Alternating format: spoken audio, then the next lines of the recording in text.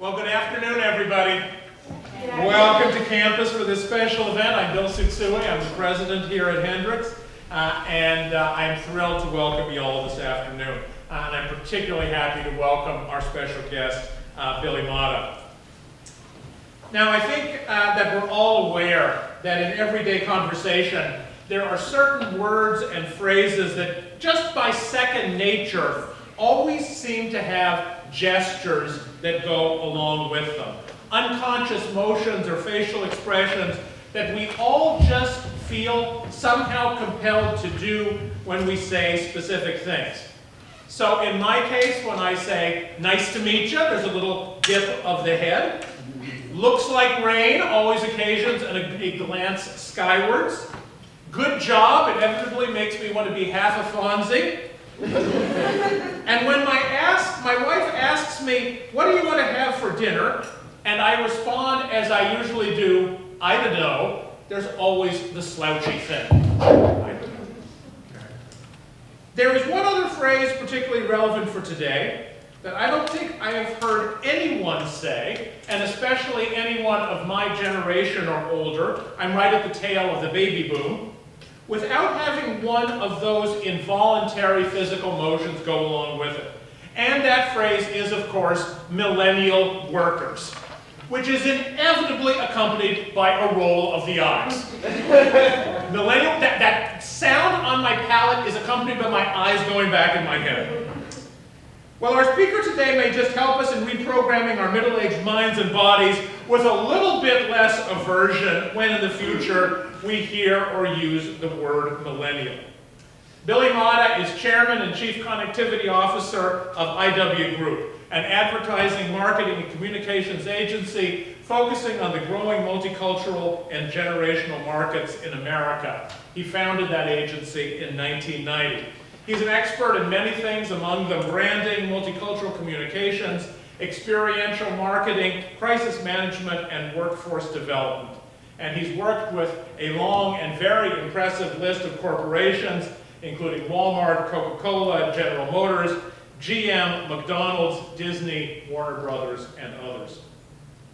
What particularly impresses me about Bill, though, is the way, for all his success, he still has plenty of time. He makes plenty of time to give back. He is an active civic and community leader, really challenging our society to engage on important issues, to speak with each other, and to listen to each other. He's the co-founder and former chairman of the Asia Pacific Islander American Chamber of Commerce and Entrepreneurship, co-founder of the Asian and Pacific Islander American Scholarship Fund, and former president of the Asian American Advertising Federation. He serves on numerous boards and advisory councils, including the Advertising Educational Foundation, Center for Asian American Media, the PBS Foundation in Washington, D.C., and his alma mater, Cal State Northridge. Bill was appointed to serve on the President's Advisory Commission on Asian Americans and Pacific Islanders under President Barack Obama. And perhaps most importantly for our event today, he co-founded the National Millennial Community, a group of next-gen leaders in 41 states and the District of Columbia, and including Hendrix College here in Arkansas as a partner, who engage in civil discourse on critical issues impacting our country. Now, I've had the privilege of knowing Bill for about 8 years, ever since we were both members of the Japanese American Leadership Delegation, which is an annual program sponsored by the U.S.-Japan Council and the Japanese Ministry of Foreign Affairs. And it takes a small group of Japanese American leaders from a variety of sectors here in the United States, business, government, academia, nonprofit sector, on a tour of Japan for a week of high-level briefings, citizen diplomacy, and really a lot of blue ribbon stuff. Bill and I will always share the experience of being together on a bus in central Tokyo, shaking and bouncing next to each other through the fourth strongest earthquake in human history, the March 11, 2011 Great East Japan earthquake. And in this room in particular, I spend a lot of time complaining about how loud and annoying the Union Pacific train out here can be. It was nothing compared to a 9.0 earthquake in Tokyo. And so, with that memory and that history, let me introduce my friend and a very inspiring person, Bill Imada. Thank you. Oh, thanks so much, and thank you for the introduction. And I'm very excited about being in Conway. And I will tell you that Conway is one of the most amazing places in the country. And if you look at the stats, I can't imagine anybody wanting to leave this place. And you're probably going to be upset because I'm sure a lot of people are reading all the great stories about Conway being one of the fastest growing cities. You're, I think, number 75th among the largest metropolitan areas. You have more than 70,000, 75,000 people. And in the metro area alone, 2/3 of a million, and then even broader than that, almost 1 million people. But if you look at being a business-friendly place, a place where people can operate their businesses and start new ones, 3 colleges, what other place can you go? But you also have the distinction of being the geekiest, one of the geekiest cities in North America. So I think for a millennial, that's kind of a good thing. But I'm part of the reason why I'm here, aside from just knowing Dr. Tsutsui, is I'm from a rural community. I was born in eastern Oregon, which is the poorest part of Oregon, right on the Oregon-Idaho border. It's much smaller than Conway. It's about 14,000 people compared to 70,000, I think, for this city. And I made a promise that if I ever became successful, I will never forget a rural community again, and I will make sure that I go to every single rural community in this country if I need to. And the civil discourse is critically important. So even though I was appointed by President Obama to serve on a commission, as soon as President Trump was elected, 18 people on the commission resigned immediately, and I decided to stay. And part of the reason I wanted to stay is that as they say, if you're not at the table, you're often on the menu. And so I believe that it's important from a public service point of view to serve the president, regardless of whether or not we agree with the president or not. And I will tell you that I've had really good meetings with both President Obama's team as well as President Trump's team. And we need to try to do whatever we can to improve civil discourse in this country. So I really appreciate the fact that Hendrix College is going to represent the state of Arkansas in the National Millennial Community. So I had a little bit more of an academic presentation earlier. I was a little crazy because I was told to keep everyone awake. I'm going to try to do the same thing, so it's going to be a little mix of both. But we're going to talk a little bit about Next Gen, and there's some millennials in the audience, so please jump in if you want to contribute to the conversation, because it's all about learning. And of course, like any generation, millennials, Gen Z, Gen X, boomers, we all have very similar characteristics, and we pretty much all want the same thing. We want to succeed in life. We want to make an impact. We want to be our own person and be able to do things that are meaningful in our lives. So with that in mind, these are just some of the companies that I work with. And these companies, a lot like the small businesses that might exist in places like Conway, are struggling to understand millennials and Gen Z. And millennials and Gen Z now represent more than half of our country's population. And they've already surpassed boomers in the number of people that are working in full-time jobs. And these millennials and Gen Z, they're our future. So we have to do whatever we can to understand and support them, but also do whatever we can to help our businesses become better at keeping them engaged and keeping them within our ranks. So what I wanted to do first is I wanted to just give you a different style of presentation. So if you're going to be talking to some of these generations, I do think it's important to tell a story. And I think one thing that I found with millennials and Gen Z is they want to hear your story. They want to know what you're all about. And a lot of times organizations, including chambers of commerce and universities and colleges, they often talk about the what, but they don't talk about the why. Why do you exist? Why do you have a business? Why do you live in Conway? Why do you support Hendrix College? Why do you give up hours of the day or work on weekends to help students succeed? Why do you volunteer for chambers or participate in your church. People don't always want to know the what, especially millennials. They want to know the why. And so I want you to try to change the way you present, and here's just an example. So when companies in America are thinking about different ways to reach new employees, they often go to the average American. But who is this average American today? Well, this average American could be someone who works from 9 to 5, maybe golfs and fishes over the weekend, or shops at big box stores like Target, or maybe they're barbecuing or patronizing quick service restaurants. But guess what, ladies and gentlemen? There's no such a thing as an average millennial or an average American. Americans come from every part of the world and every part of the country. And when they come to places like Conway or Fort Smith or Searcy or Arkadelphia, they bring their ideas and values, and you can't put them in a box. But when they come to places like Conway, they share their ideas, their inspirations, their values, and their interests with each other and with people like you. And new communities are started. And that shapes not only their world, but our world as well. But if you're a place like Hendrix College, a lot of these young people are now saying, what's in it for me, Conway? And why should I care about staying here? And what are you doing to rock and shape my world? And that means that we have to think about different ways to communicate with audiences in a manner that they understand. And that's where a company like my company comes in. So rather than doing PowerPoints and presentations, we're now doing more narratives and storytelling, because it's all about who you are, what you're about, what makes you tick, why you exist, why you do the things that you do, and storytelling helps shape that. So about the National Millennial Community, that will set up some of the research. One of the things that is really a problem in our country is that we stopped talking to each other. And we talk to each other through mobile devices, we talk to each other through email, we talk to each other through text messaging. And unfortunately, this is something that has become a little bit of a problem.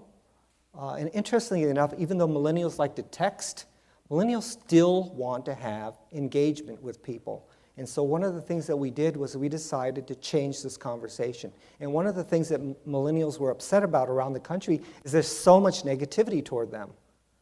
And rather than sit down and talk to a millennial or a Gen Z person, we have a tendency to criticize them. They're lazy. They're killing the insurance industry. They don't want to work for a legacy company. The only place they want to work is Google. They want to leave Conway and go to a big city. They don't have an interest in traditions. They don't have an interest in giving back, except giving to themselves. And a lot of that, I believe, is inaccurate. And so one of the things that we did was we pulled together colleges and universities from all around the country, including a number of rural campuses and a lot of campuses that may not be big names in their states or in the country, to have civil discourse. So this includes Republicans, Democrats, independents, Muslims, Jews, Catholics, evangelical Christians, people from rural communities, people from big cities, and people from urban places. And I just want to give you an example of something that happened. While we were at Verizon, 28 students from around the country went to visit Verizon at their headquarters office in New Jersey. And while we were there, the executive said, Bill is going to be mad at me, but I have to ask you this question. There are 28 of you from different parts of the country. How many of you voted for Bernie Sanders? 18 hands out of 28 went up, which I thought was relatively predictable. And then afterwards he said, well, now that we're in the final race and Bernie Sanders is out, how many of the 18 of you are going to vote for Hillary Clinton? 3 hands went up. And we had a broad discussion about why people weren't supporting Hillary. And then he said, well, I don't even think I need to talk about Donald Trump. 4 hands go up. And the executive went, there are millennials that support Donald Trump. 6 people didn't vote. And they are all leaning to President Trump, or to Donald Trump, the candidate. And afterwards, we got on the bus. And one of the women from the University of Colorado, Denver, who was a Muslim, turns to the person that raised her hand, and she was from a rural community, and said, how dare you vote or support a man that's a womanizer, who lies, who believes in fake news. And this woman from rural America said, in rural Oregon, from the place where I'm from, said, "How dare you judge me?" And one of the faculty members grabbed my arm and said, "Bill, intervene." And I said, "No, let them fight." And she said, "How dare you judge me?" And the woman who's Muslim from Denver said, "Because he's sexist, because this," and went on and went back and forth. And she said, the woman from rural Oregon said, "I feel disenfranchised. You're not the only one that does." And the Muslim woman said, "Wait a minute, you're white. You're privileged. You feel disenfranchised? I don't get it." And she said, "Let me tell you a story. My mom and dad work 18 hours a day to put food on your table. If I need medical services, it's a 2.5-hour drive. The Democrats are saying that you should retrain your parents and teach them a life skill. Well, guess what? They don't own a computer and they've never turned one on. And if I need an elective in college, guess what they are? How to fix a used car, how to fix a combine, and how to get 1 semester of Spanish. And all the money doesn't come to my part of the state. It goes to Portland or Seattle or San Francisco or Los Angeles or New York or Houston. Who's disenfranchised here? And the young woman from Colorado said, "I have no idea I had no idea. I didn't know anything about this because I don't have any friends like you." And then the woman from Eastern Oregon stopped and said, "I've never met a Muslim before. What happens to you in America?" And she goes, "Well, I was born here. I was born here and I'm treated like a foreigner." And this went on, and afterwards they both hugged and they said, "We need to have more of these conversations." So part of the National Millennial Community is to get people to have conversations. It doesn't matter if you're a conservative, if you own guns, if you're pro-choice. We just want people to have civil discourse because that's what we need to leave, the legacy we need to leave for our young people. So thank God Hendrix College has joined, and I will tell you, whenever we visit companies, and these are just some of the companies we visit, like Google is a perfect example. We go to Google, and the Google people will say, "Let's go around the room. Why don't you introduce yourself?" "I'm from California." "Okay, great." "I'm from New York." "Great." "I'm from Texas." "Great." "I'm from Arkansas." "Where?" "I'm from West Virginia." "Where?" "I'm from Wyoming." "Really?" And I will tell you that these companies are hungry to learn more about millennials and about people from Arkansas.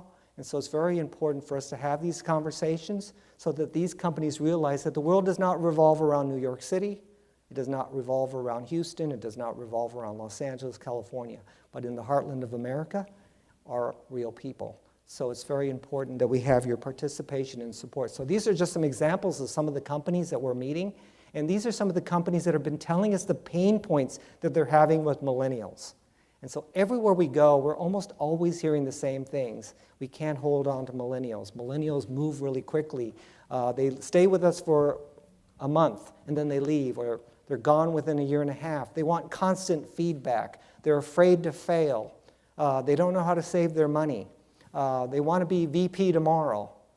And so we hear a lot of these things over and over again. And so I want to just walk you through some of the things that we discussed. But before we do that, I want to show you what the millennials think about all the comments that have been made about them. One day, all the millennials from all around the country were together, and I said, "Would you mind looking at Twitter?" And Twitter's kind of passé now. Most of them are going to Instagram and other places. But and I said, "I want you to spend a day or so on Twitter, and I want you to look up every hashtag about millennials and start writing them down." 10,000 comments made about millennial in one day, and 95% of them were negative. And I said, "What are you going to do about that?"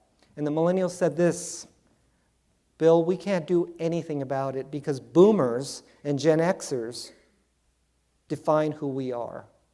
And I said, "Then you need to change the conversation." And so we had a little bit of fun with those tweets. And then it got a little bit serious. So I want to give you an example of what they came up with, just for fun. And these are millennials from all around the country. This millennial is actually a professor.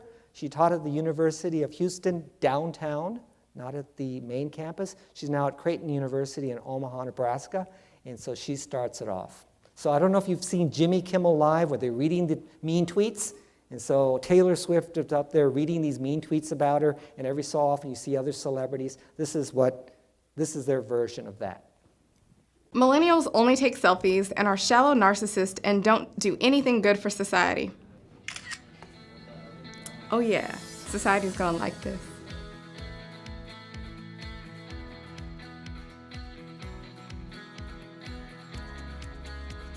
66% of millennials expect to leave their job by 2020.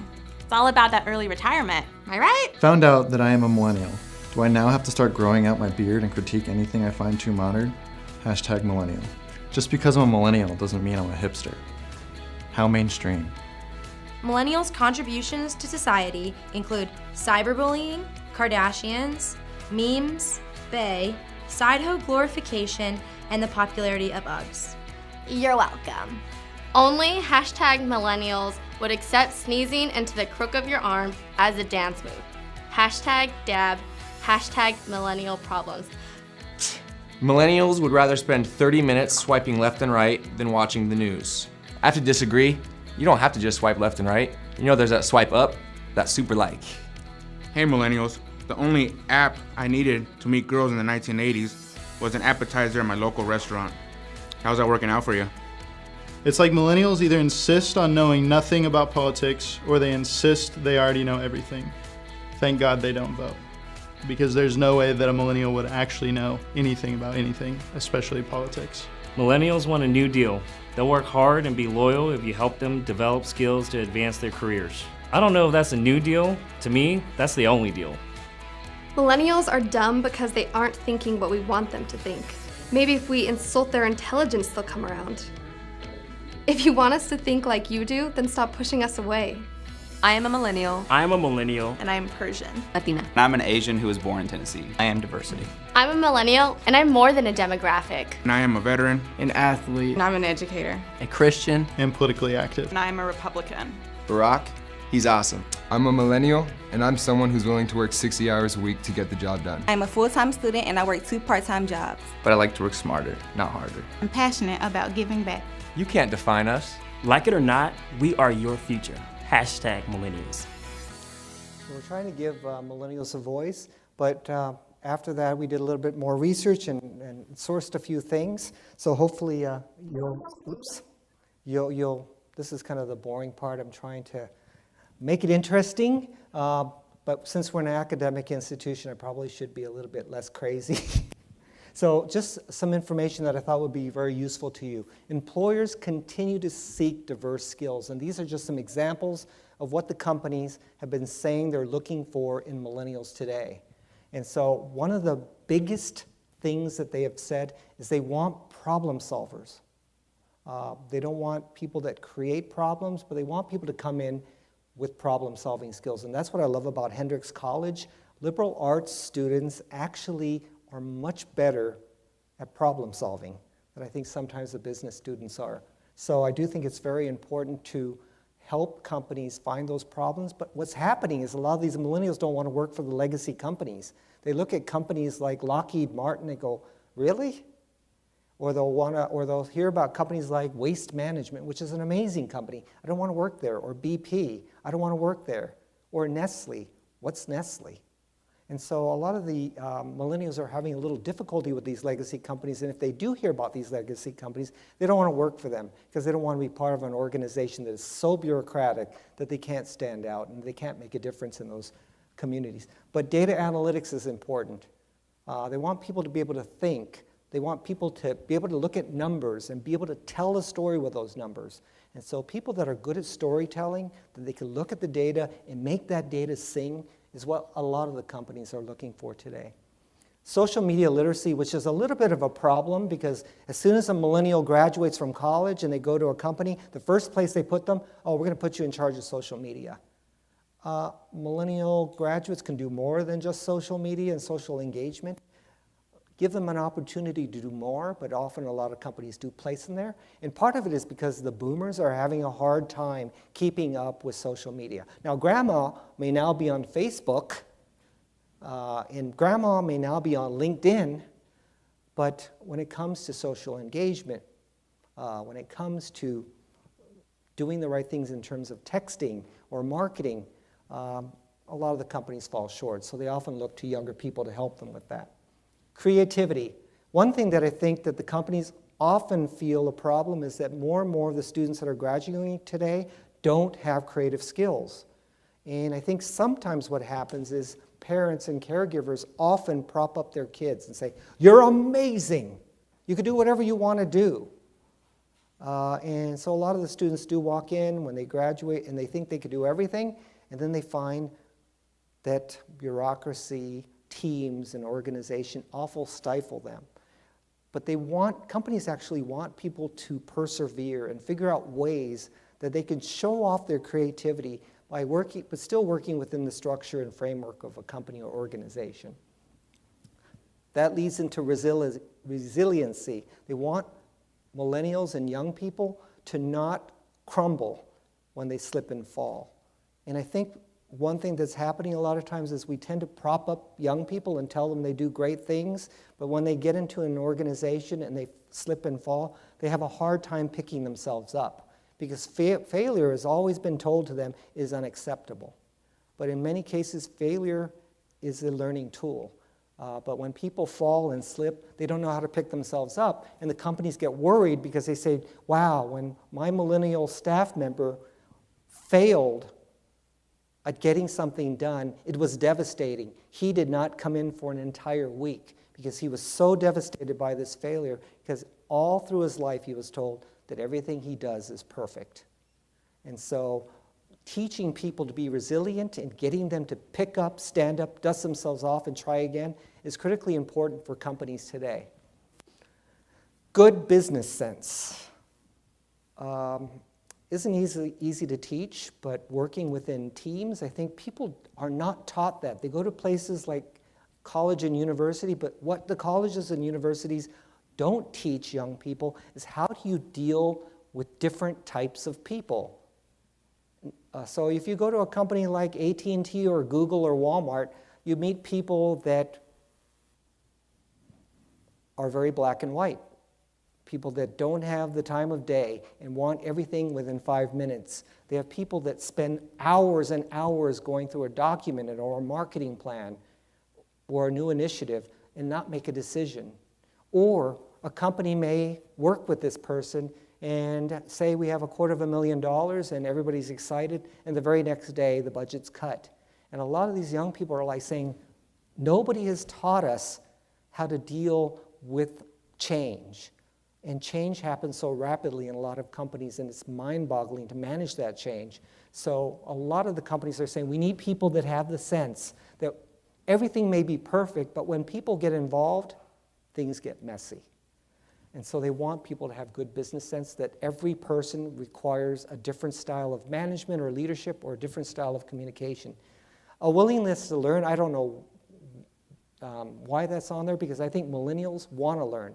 Every single millennial person I've come across is always telling me, help me do my job better. Mentor me, support me. I'd like to also be a part of finding solutions for the company. Bring me in early. So I do think that there's no problem on the willingness to learn. It's just sometimes it's like you're like some young kid coming into the company now and you want to help us. When I was in college or when I was at work, you start at the bottom and you kind of work your way up.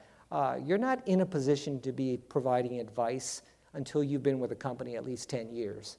Well, millennials don't want that. Millennials want the transparency of a company. If you have a problem or issue, share it with us. Let us know what that problem is, because we might be able to help you find a solution.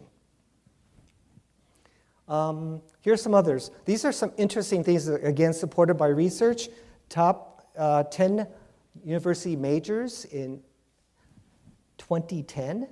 And look what's happening in 2018. There's some similarities, but a lot of the companies are kind of finding out whether there's some critical needs, and I think Hendrix College does a really good job in this area. Chemistry, computer science, information systems are really big, and so a lot of the universities and colleges have moved in that direction.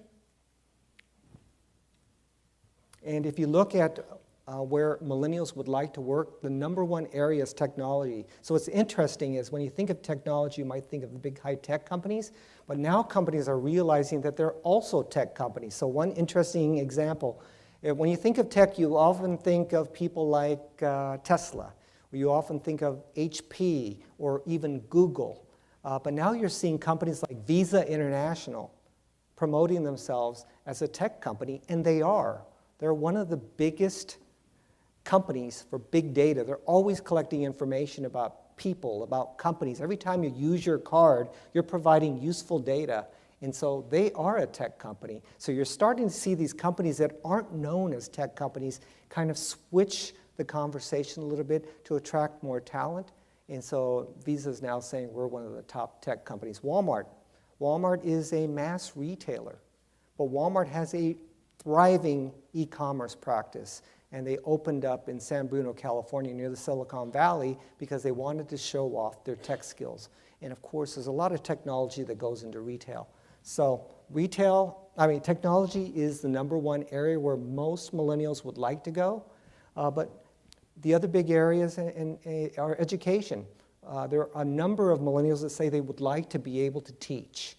They would like to be able to give back, become a college professor, or teach elementary school, perhaps work in daycare, but they would like to participate in some aspect of education.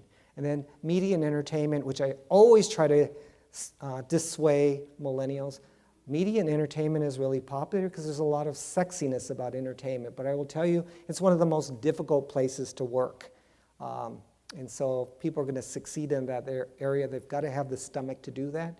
But there's a lot of interest in media and entertainment, and of course administration. Now you would think administration would be an odd place, but a lot of millennials that are graduating today would love to run a nonprofit, would love to run a hospital, would love to run a school, would love to do something around community service, and so administration is a big area.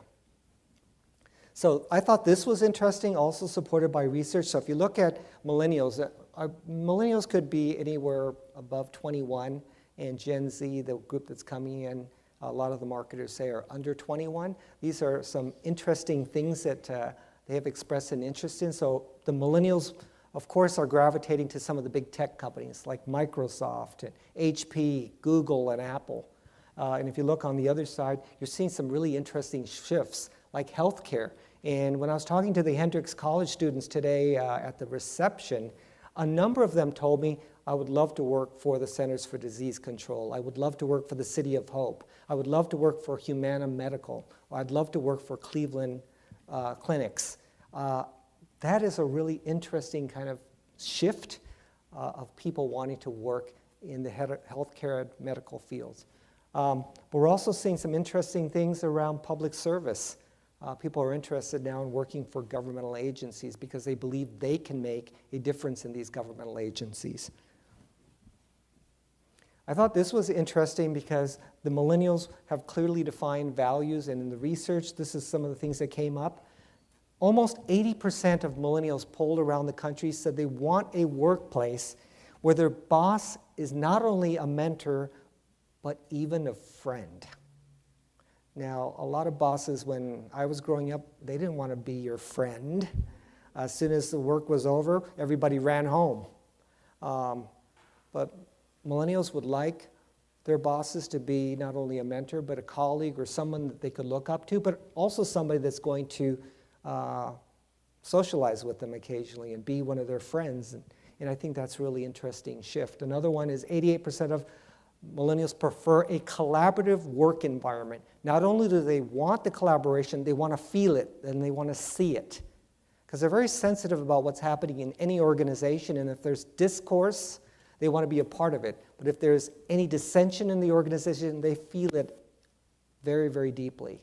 And so they want to be a part of a collaborative work environment where everyone's part of a team, including them. And a lot of companies forget about them. And a lot of companies will put the boomers and the Gen Xers in charge. They'll say, oh, they just started with the company 6 months ago. We don't need their input. But millennials are saying, if you want us to stay with the company, bring us in early.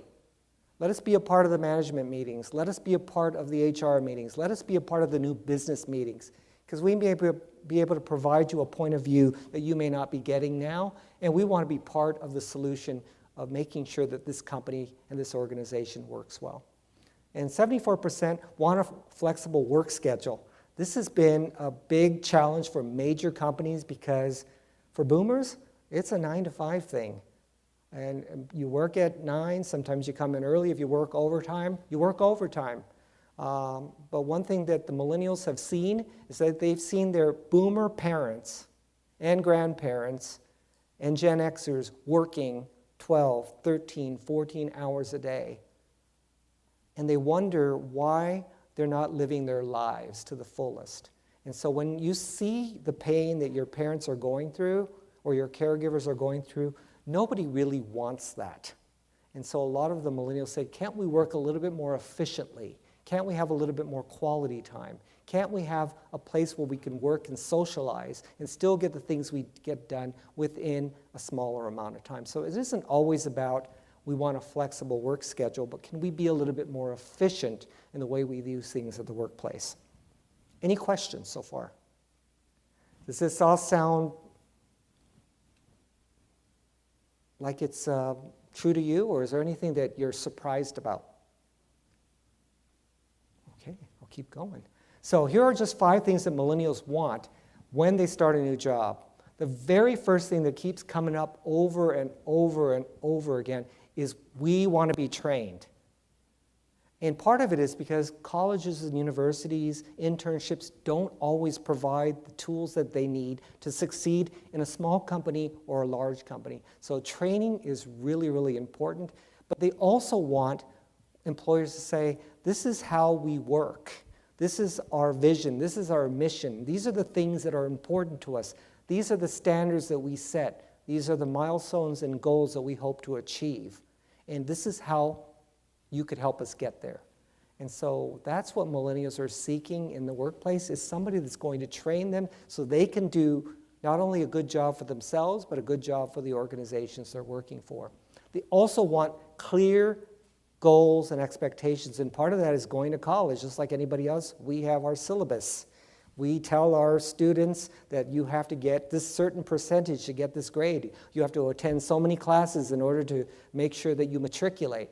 Well, the same goes with a company. If you have goals and objectives, please spell them out clearly so that we understand what we need to do in order to achieve that. And I don't think that's any different from any other generation, but millennials in particular want those goals clearly defined so that they understand and can incorporate that in their thinking and in their work life.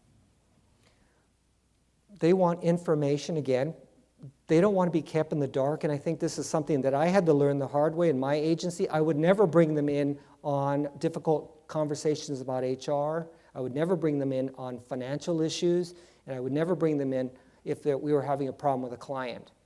And I would never tell them about it at our staff meetings, and a lot of the millennials were saying, hey, we're hearing a little rumor that we're having a difficulty with one of these companies, one of our clients. How come you're not telling us about it?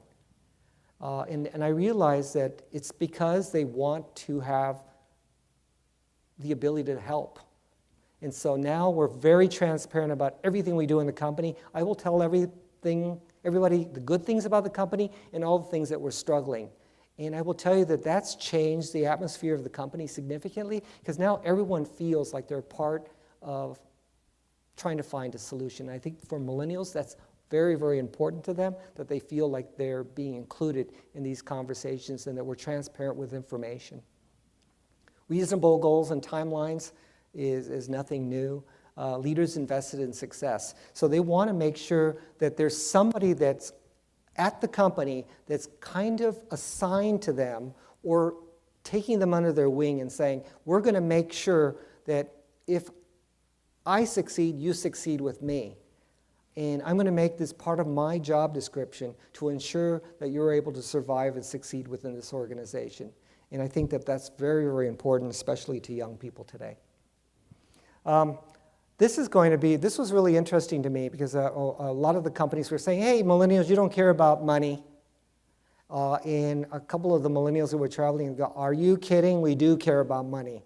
Who told you we don't care about money? And they go, well, you want to change the world, you want to travel, we need money.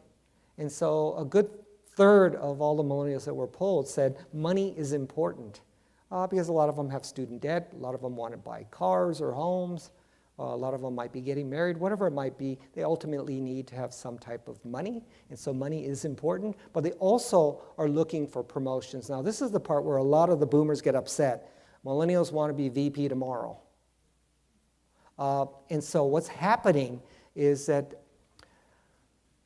the companies are so eager to get the people at the top, the people that are involved in technology, the people that are good problem solvers. So what's happening is that these companies are now starting to pilfer from one another. So if Google is getting some of the creme de la creme of Hendrix College, then Facebook wants them. And then Hulu wants them, and then Netflix wants them, and then HP wants them, and then Axiom wants them. Everybody wants them, and then the millennials are getting a little bit of a bidding war for them. They'll say, well, you know, we could pay you another 10% more than what Netflix is paying you, or we can pay you 20% more than Google is paying you. So it isn't necessarily that they want to move. Sometimes the best way to get more money and to get promoted is to just move. And the companies are actually creating that atmosphere. They're having bidding wars for the top talent of young millennials. And to a lesser extent, which I thought was really interesting, is that only 12% of millennials say they wanted meaningful work. It was more important for them to have a solid job with great career growth that allowed them to have an opportunity to get promoted and be a part of a company or an organization than to have that meaningful work. Somewhere down the line, the meaningful work as millennials age becomes more and more important. But younger millennials were saying that's not as important to us. Benefits are important if you're an older millennial, but much less for a younger millennial. Thought this was interesting. Downfalls of millennial generations in the workplace, and the companies are all providing a lot of input on this. 67% of millennials overshare their personal information. Now, there's nothing more horrifying to a boomer or to an HR person when they're overhearing a conversation. How much money did you get for the bonus? I got $2,500. You got $2,500 bonus? Why did I only get $1,500? You got $1,500? How much did you get a raise for? I got a $25 raise. A $25 raise, and to boomers and HR people, everybody's horrified. You guys talk about how much you make and your bonus with each other? They go, why not? We're friends, we're colleagues, we work in the same company. And so that's horrifying to a lot of legacy companies. That's why do boomers do that? And part of it is because boomers want transparency, authenticity. These people are not only their work colleagues, which they spend so much time of the day with, they're also their friends. And if they can't share these things with their friends, then why work there? And another one that's coming up a lot, and it's a little bit of a lower percentage, but I thought was interesting, is 26% of millennials believe that they should look for a new position within 1 year. And part of it is because their peers are moving around. Well, my friend just left after a year and a half. And this person left after a year and a half. And this person left after 6 months. Well, maybe there's something wrong with me. Or maybe I'm not getting something or seeing something that I'm able to do. And part of it, the companies should be blamed, or the organizations should be blamed, because they're constantly bidding for these employees, and they're moving from place to place, offering them more benefits, offering them more perks. Like, by the way, you could bring your dog to work.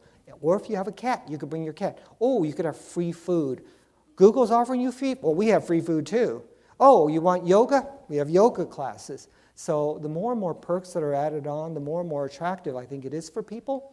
And then people start to wonder if there's something wrong with them if they're with a company for more than 2 years or 3 years.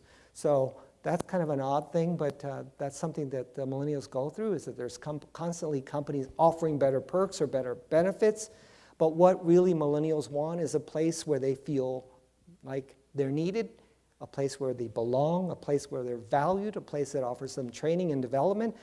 The money is important and the perks are important, but really if the company invested them early, they're more apt to stay 2, 3, 4, 5 years or longer.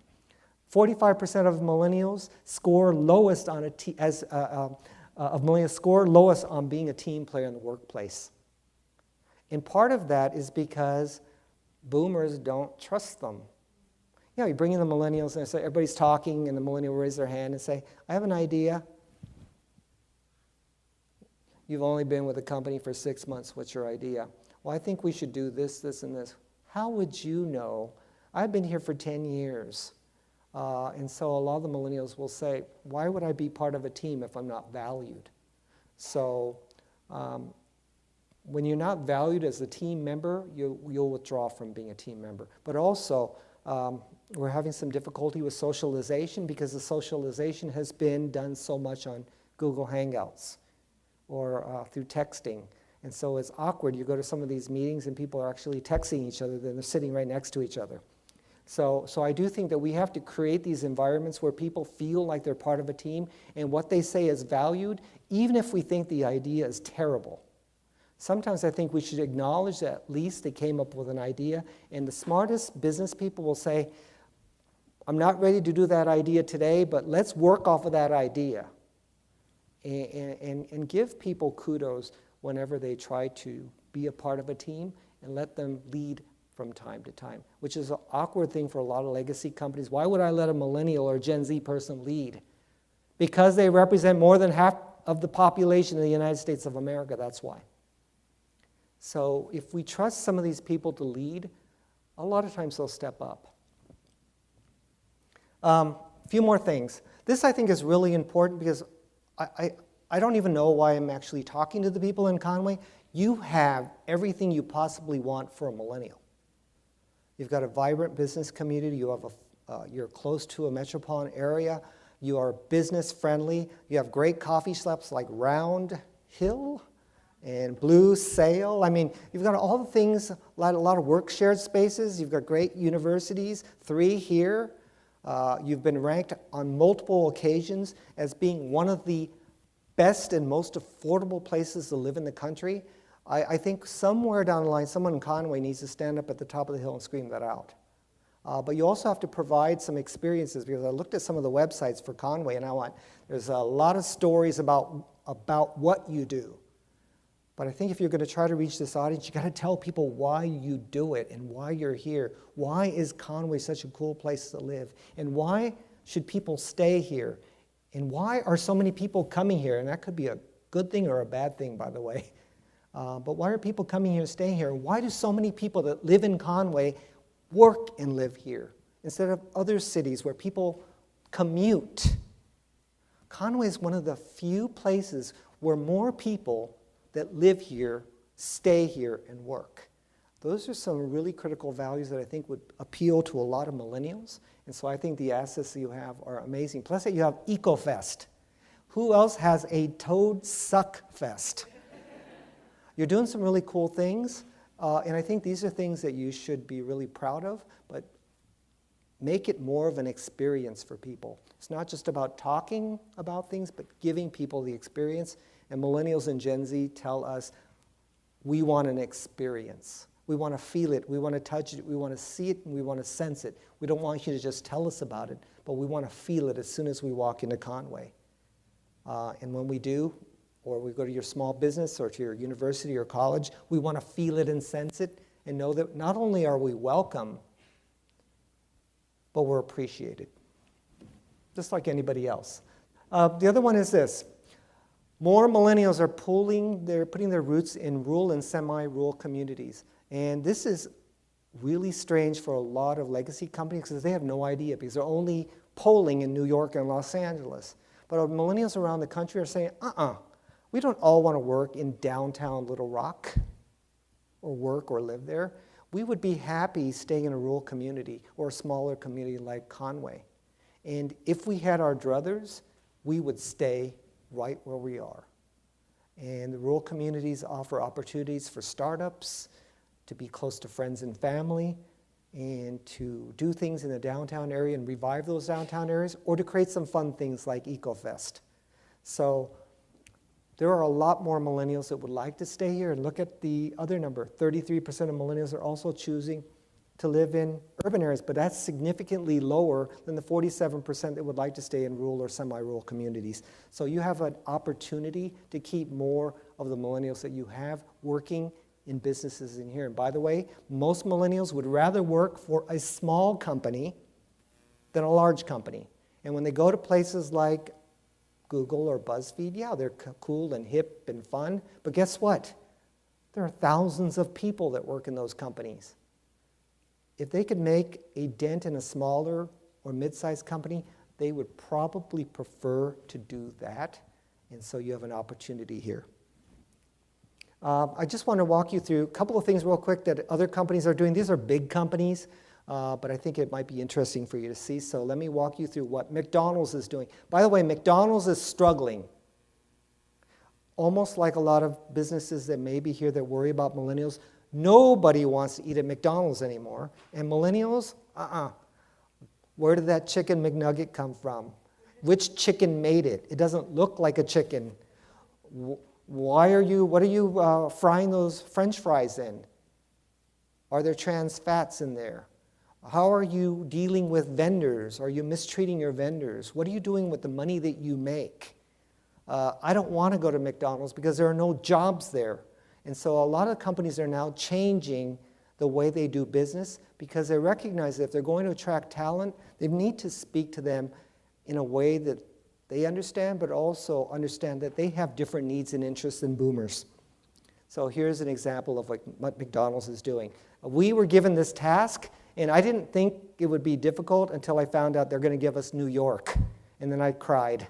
I went, New York, millennials in New York, millennials, it's the most diverse place in the world, and it'll be very, very difficult because millennials are not all the same. There's some trends that millennials have, but millennials who are Latin American are different from Irish Americans that have been here for 6 generations.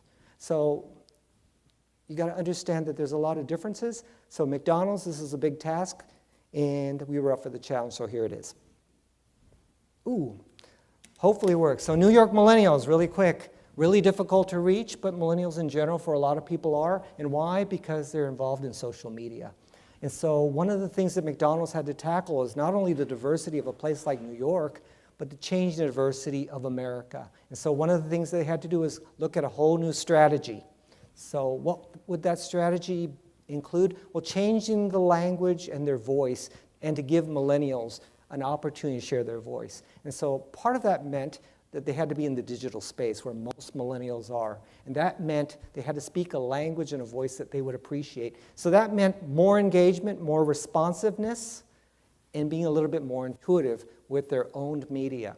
So you started to see McDonald's updating their website and making them a little bit more intuitive, where people can find different things on the menu easily. They could also hear the stories of young millennials that work at McDonald's, and they could engage them. And then they provided a lot of background about these people. And then they said, here are some of the people that helped McDonald's. Here's one of the beef farmers from Illinois. If you want to talk to this beef farmer, he's there, and this is his story. And then some of the millennials were saying, well, I speak Spanish. And so they came up with Spanish.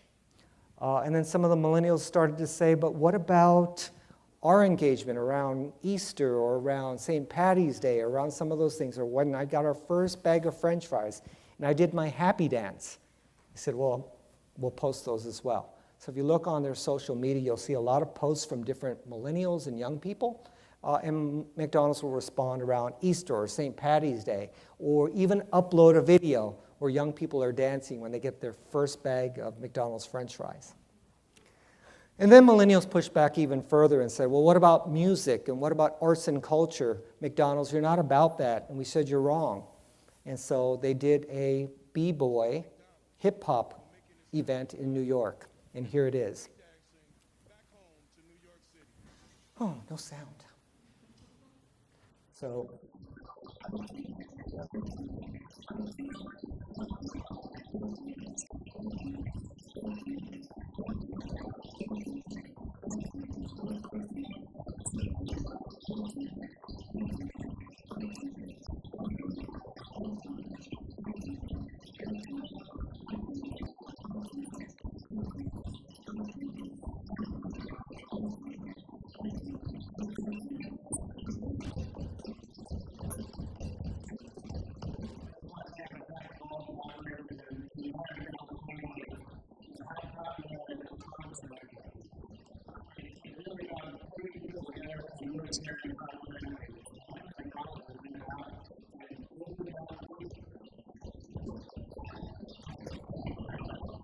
And so you always have hashtags, so there was hashtags so there could be some engagement with the millennial community. So they started writing a lot of things. Is this really McDonald's? Or, wow, this is cooler than I thought, and I need to give McDonald's a second chance. But then we also got people writing, okay, McDonald's, you can't get real jobs at our company. I don't want to flip burgers or make French fries. And we said, well, you're absolutely wrong. There are opportunities at McDonald's even for college students in management. And here's an example of that.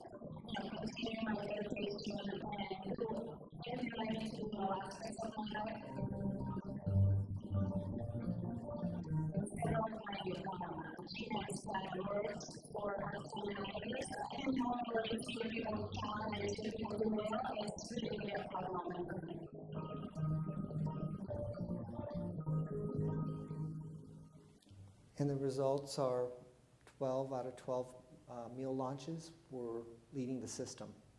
So engaging, I think, millennials is really important, but also engaging them into problem solving and letting them experience. So this is the National Millennial Community helping General Motors, and this is the last slide really I have, so hope you like it.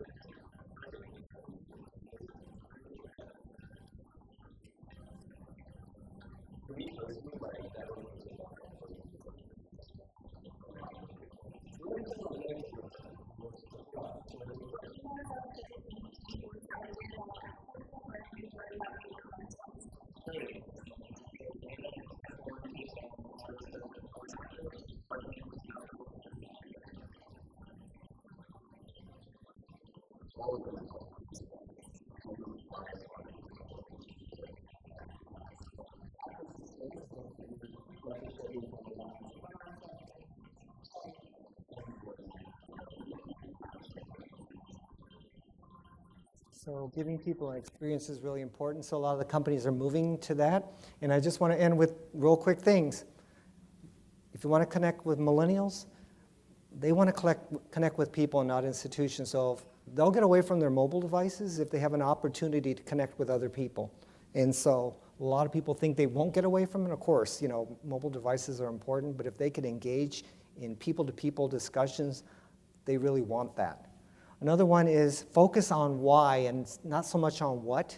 Why do you exist as a company? Why do you exist as an organization? Why do you give up so much of your time to volunteer support Conway and the community or Hendrix College? Why do you teach here when you could teach anywhere else? Why do you believe in the students that are here? Why are you an alumni that keeps coming back? Those are the things that are important because those are stories that people can relate to, and millennials want to hear them. Millennials want transparency and authenticity. This is said over and over again. And part of that authenticity is if there's a problem, don't let them not see it. Allow them to see what the problems are, what the challenges are. Maybe they can help find a solution. People want to support the companies and organizations to support them. And an old adage is people support what they help create. People want a workplace that's cool, but they also want stability.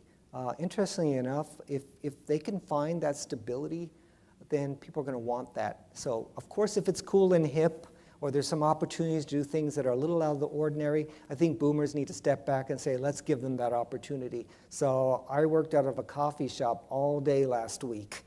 I left the office with my millennial team, and we just worked out of a coffee shop, and we just walked around town, and we only went to the office for a few hours. That was their idea.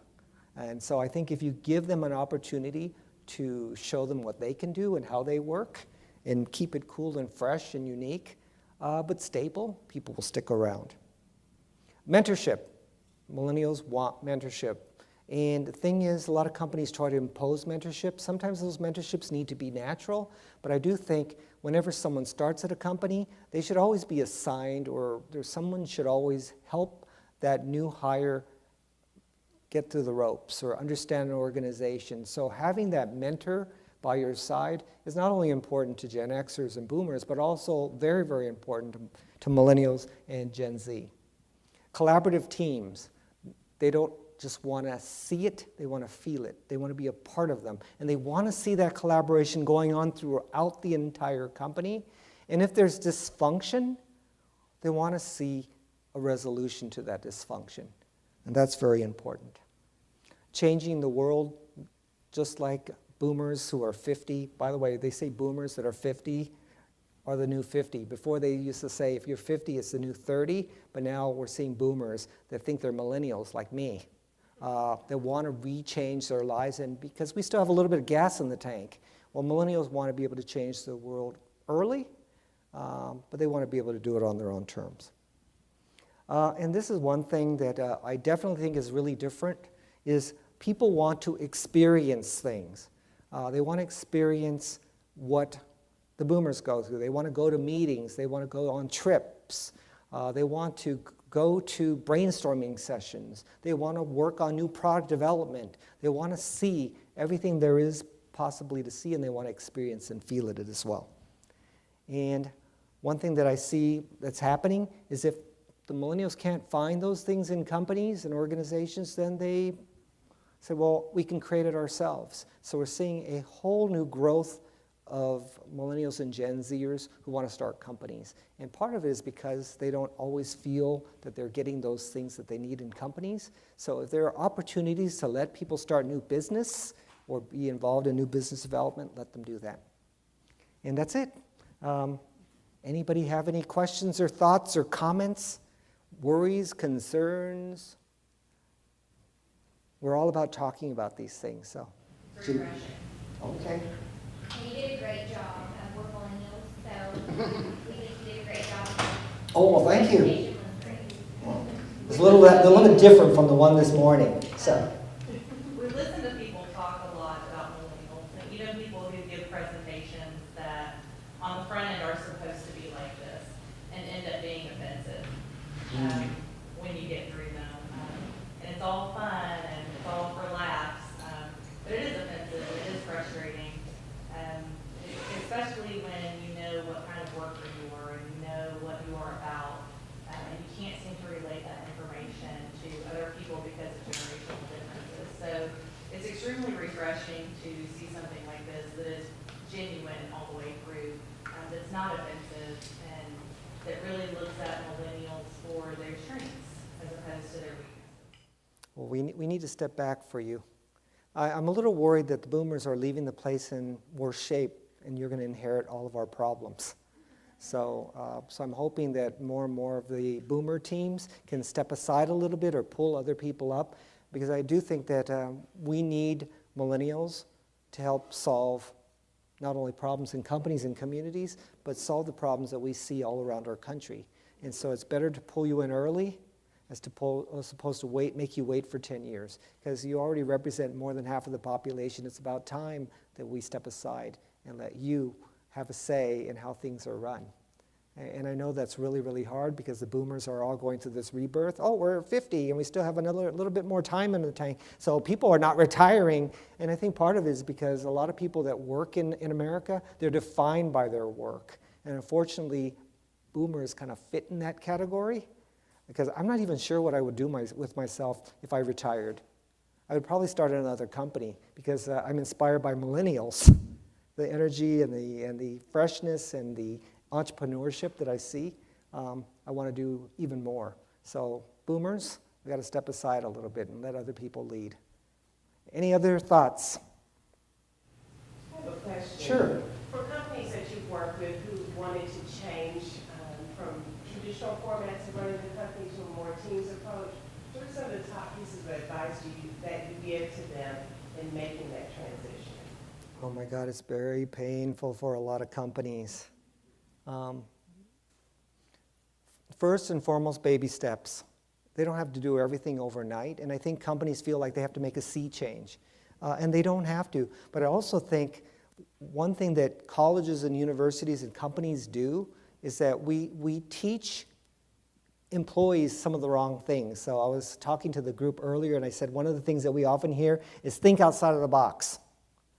And why do we hire somebody from Hendrix College and not value their opinion? So when we go to these meetings, the boss goes up and he goes, we need out-of-the-box thinking here. And so the employees are all saying stuff. And they'll say, oh, we need Bill to come in to help us. And so when I say something, all of a sudden the companies all go, wow, that's amazing. And the employees are saying, Bill, we've been saying that for the last 10 years and nobody listens to us. But you come from the outside and all of a sudden it's gospel. So my feeling is, why do we tell people to think outside of the box when the talent is in this room? We should always ask employees first, or the people that we hire, including the new people, how can we make this a better place? Or what can we do to improve our products or service? Or how can we engage our organization in a better way? So companies think they have to do it immediately, and they don't have to. They can take some steps. They said, okay, all of our committee meetings, we're always going to include millennials in these conversations. Any team meetings, we're going to let a millennial lead. Yeah, and sometimes it's not an easy thing for a millennial person or any young person to lead, but if given an opportunity, who would turn it down?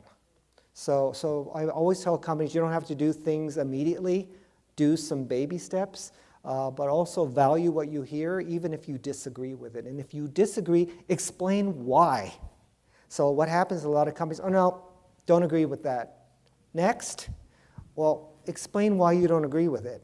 And I think most people would like that, but I think millennials especially, okay, you don't agree with it, but can you tell me what it is about it that you don't agree with so I can learn and everybody else can learn?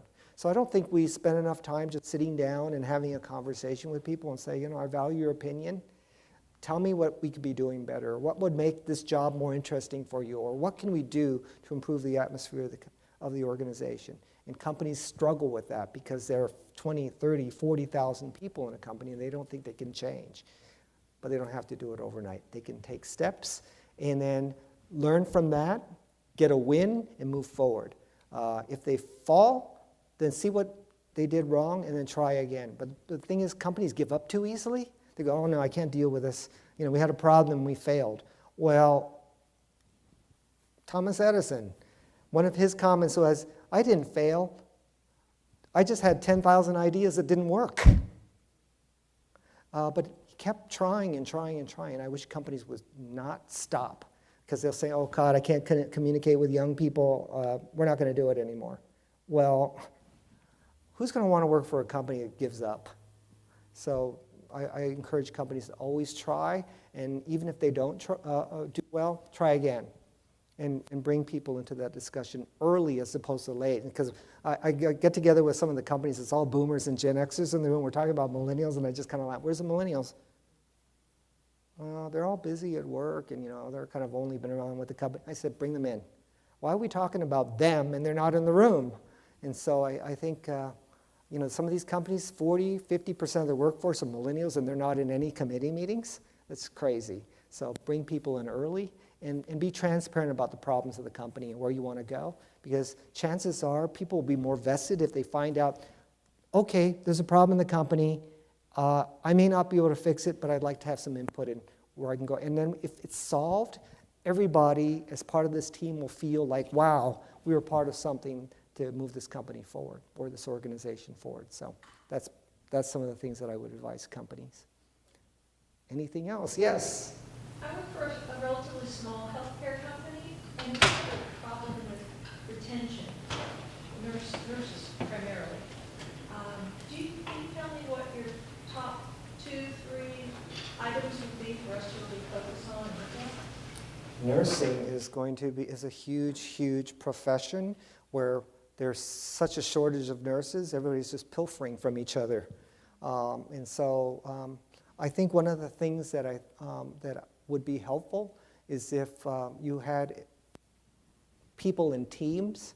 So whenever you have a new nurse come on board, him or her always have a colleague, a friend or a person that can help guide that person and make sure that that person is there in good times and in bad, and advises them on how to navigate an organization or company. And then also doing a lot more exit interviews. I don't think we do enough of that. And the problem is we often wait till somebody's leaving before we ask questions. But we should always be asking questions a lot. And I know that the millennial team in our office, we have meetings every single day. And the boomers in our office go, when in the world are you having a meeting every day? And I said, because I want to be transparent and clear about some of the things that we're working on, and I want their ideas. So rather than wait until there's a problem and people leave, engage them on a regular basis. And it doesn't have to be a formal meeting. It could just be stop by their desk or just say, how are things going? Or these are some of the things I'm working on. I could use your opinion. But I think a lot of the younger people in the office, they want to have a little bit more engagement with the people they're working with. They want a little bit more feedback. Are we doing a good job? Or what can we be doing better to help the organization out? So I think if we trust them a little bit more and pull them in on those conversations early, then we won't have to worry about doing an exit interview. But even on those exit interviews, I don't think we ask the right questions. And I think we should use the hiring part and the middle, the ending part. They're very important things to do, but we should be doing a lot more in the middle. To make sure that people are clear about what they need, people are engaged, people feel like they're connected to the company, people feel that their teams are working well, but more importantly that they're doing something that's going to advance not only themselves but the company. So that means constant conversations as opposed to doing a meeting once a month or every Monday. Why don't you do a couple of rotations? You walk around on Monday, Tuesday, Wednesday, and just say, I want to check in, see how things are going. By the way, we're going to get together for lunch. Would you like to join us? Or we're going to have a little brainstorm session. Would you like to be involved in that? So people feel engaged and that people feel the experience that you're going to be able to provide them. So I think that's a little bit of a mind shift change, because I know a lot of the boomers are going, I don't want to have a meeting every day. I don't want to give feedback every day. Why not? If somebody's asking for feedback to me, I want to give it. But a lot of people said, I didn't need feedback every day. Somebody just gave me a playing field and told me to go for it. But if somebody's asking for feedback, I say give it to them. Because that's an opportunity and an invitation for engagement. And we have to be open to that, and I don't think a lot of people are. So in terms of nursing, you've got a difficult situation because we just don't have enough nurses. And the nurses, they're making really good money now. And they can get, and the companies are all bidding for them. And even worse, you've got headhunters pilfering your nurses. So I think the only way you're going to be able to do that is if you create an environment where people feel needed and valued and appreciated. And it isn't always money. It's just that they want to feel like that they're part of a family. They're part of a community, and they're contributing something that's going to make an impact not only on an individual's life, but the life of the community that they live in and serve. No problem. Any other thoughts? Well, thank you so much for your time. And I will leave these slides, so if you want these slides, or if you ever want to talk to any of the millennial community members, We've been traveling all around the country, and they've been talking to corporations. I will tell you, corporations that have 50, 60% millennial workforces, like Google. Google is one of those companies that they have so many millennials that they can talk to them all they want, but they realize that they also have to talk to millennials outside of the company. And so companies like that are successful for a reason, because they appreciate the people internally, but they also realize that they don't know everything. So they invite millennials from outside of the company to also participate in those discussions. So I think those are the types of companies that are healthy, that realize that you've got employees, take advantage of all the things we can learn from them, then bring in outside people to kind of refresh a little bit. And so they do both. And so I think that's a good thing to do. So thanks everyone for your time, and I hope we'll see some of you this evening. And again, I'll keep these slides so you look at them later.